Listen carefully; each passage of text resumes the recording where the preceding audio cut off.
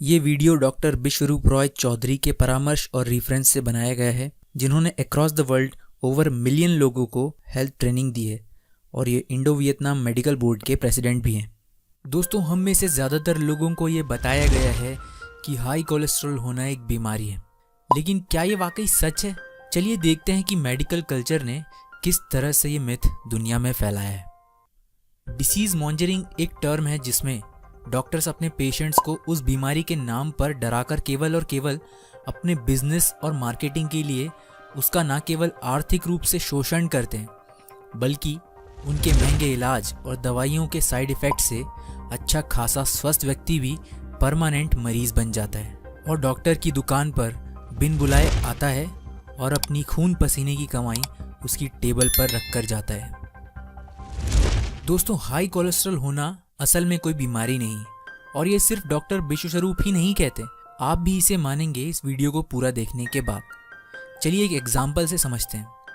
एक अंडा जिसे एक वार्म टेम्परेचर, ह्यूमिडिटी और एनवायरनमेंट में 21 दिनों तक रखने पर इस एग से एक नई जिंदगी निकल आती है। आप में से बहुत कम लोगों को ये पता होगा कि एग में 62% कोलेस्ट्रॉल होता है, यानी बिना कोलेस्ट्रॉल के तो नई जिंदगी का लाना संभव ही नहीं है। और ऐसा सिर्फ चिकन्स के साथ ही नहीं, सभी जीवों के साथ है, जिसमें हम इंसान भी शामिल हैं। दोस्तों, प्रेग्नेंट या गर्भवती होने के लिए महिलाओं में हाई कोलेस्ट्रॉल का होना बहुत ज़रूरी है और जो महिलाएं कोलेस्ट्रॉल कम करने की दवाएं खा रही हैं, वे हमेशा के लिए मां बनने की क्षमता तक खो सकती हैं और अगर बच्चा हुआ भी तो वो बहुत सी डिफॉर्मिटी के साथ पैदा होगा। और ऐसा सिर्फ महिलाओं के साथ नहीं है, वे पुरुष जो पिता बनना चाहते हैं वो अगर लो कोलेस्ट्रॉल की दवाइयाँ लेंगे तो उनकी इनफर्टिलिटी बढ़ जाएगी और कुछ दिन भी ये दवाइयाँ लेने से 11% तक इनफर्टिलिटी बढ़ जाएगी। इसी वजह से FDA यानी फूड एंड ड्रग एडमिनिस्ट्रेशन, जो USA की फेडरल एजेंसी है हेल्थ एंड ह्यूमन सर्विस की, उसने कोलेस्ट्रॉल कम करने वाली दवाइयों के लिए कैटेगरी X अलग से बनाकर रखी है और ये दवाइयाँ उन लोगों के लिए वर्जित है जो माँ या पिता बनना चाहते हैं। जो महिलाएं जिनके पहले से बच्चे हैं और वो आगे बच्चे नहीं चाहती, अगर वो कोलेस्ट्रॉल कम करने की दवाइयाँ लेंगी तो उनमें ब्रेस्ट कैंसर होने का खतरा 11 गुना यानी कि 1100% तक बढ़ जाता है। और ये डॉक्टर विश्वस्वरूप नहीं, new England journal of medicine में 1996 में छपी रिपोर्ट कहती है।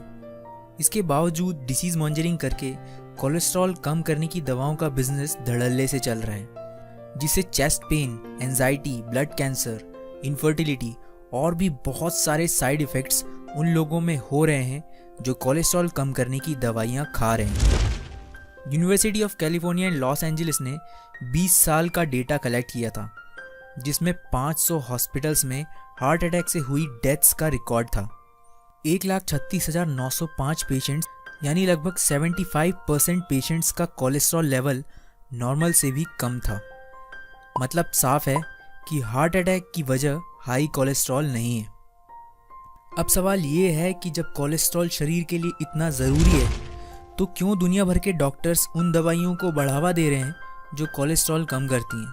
इसका जवाब सुनकर आपके होश उड़ जाएंगे। सभी जानते हैं हर साल फॉर्च्यून 500 की लिस्ट जारी की जाती है, जिसमें दुनिया की टॉप 500 प्रॉफिटेबल कंपनियों को रैंकिंग दी जाती है। 2002 में फॉर्च्यून 500 की लिस्टिंग में उन 500 कंपनियों की टॉप 10 प्रॉफिटेबल ड्रग कंपनियों का टोटल, बाकी बची 490 कंपनियां जो different types of goods and service provide कराती थी, उन 490 कंपनियों के कुल प्रॉफिट से भी ज़्यादा था।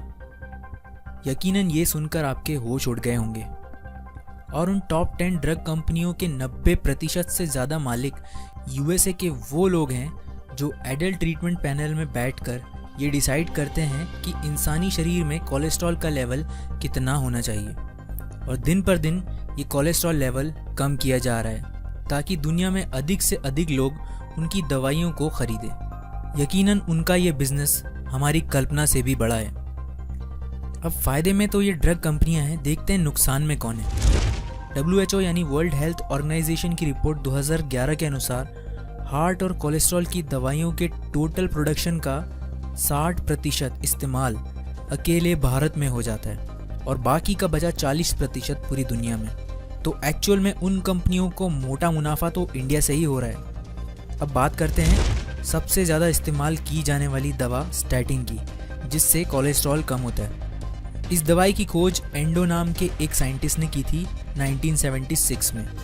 इसके अगले ही साल 1977 में स्टैटिन ड्रग को प्रोडक्शन के लिए एंडो ने गोल्डस्टीन और ब्राउन नाम के 2 साइंटिस्ट के साथ पार्टनरशिप की ताकि इससे उन्हें प्रॉफिट हो। लेकिन ये पार्टनरशिप 1980 में टूट गई और उन 2 साइंटिस्ट ने इसकी वजह एक पेपर पब्लिश करके बताई कि स्टैटिन दवा लेने से कैंसर होगा। इसके बाद दुनिया में जो कोलेस्ट्रॉल का हाइप क्रिएट किया गया था वो अचानक से शांत हो गया। लेकिन वक्त का तकाजा कहें या लालच, 1985 में उन्हीं गोल्डस्टीन और ब्राउन को स्टैटिन की रिसर्च के लिए नोबेल प्राइज दिया गया और नोबेल प्राइज के लेक्चर में उन्होंने कहीं भी कैंसर वाली बात का जिक्र तक नहीं किया। इसके 2 साल बाद साइंटिस्ट ब्राउन ने FDA से अपनी दवा स्टैटिन को अप्रूव करा लिया, जिसे आज आप और हम ले रहे हैं।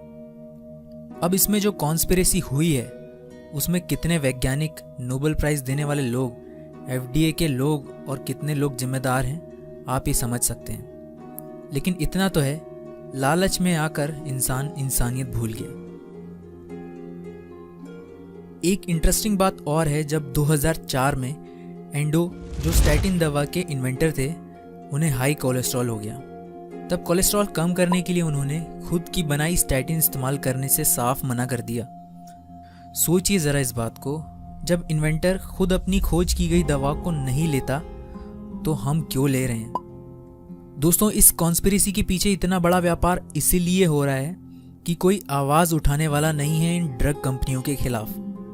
और डॉक्टर विश्वस्वरूप जैसे लोग अगर इंसानियत के नाते अपनी आवाज़ बुलंद कर भी रहे हैं तो इन कंपनियों के दबाव में उन्हें भी लीगल नोटिस के ज़रिए धमकाया जा रहा है। वो भी सिर्फ इस वजह से कि वो लोगों का हाई कोलेस्ट्रॉल, हाई BP और डायबिटीज़ जैसी बीमारियों का इलाज नेचुरल तरीके से बिना कोई दवा दिए और most importantly free of cost कर रहे हैं, जो कि उन दवा कंपनियों की रोजी रोटी पर लात मारने के बराबर है।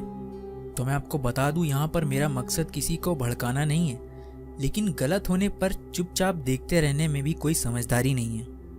डिस्क्रिप्शन में डॉक्टर विश्वस्वरूप का कोलेस्ट्रॉल पर बनाया गया पूरा वीडियो है, जिसे आप देख सकते हैं।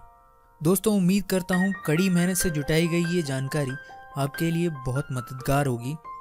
और अगर आप दिल्ली में या उसके आसपास रहते हैं तो सेमिनार में आकर खुद डॉक्टर विश्वस्वरूप से मिल सकते हैं। अधिक जानकारी के लिए दिए गए फ़ोन नंबर्स पर कॉल कर सकते हैं। वीडियो को लाइक कीजिए और शेयर ज़रूर कीजिए ताकि हर उस व्यक्ति तक ये वीडियो पहुँचे जो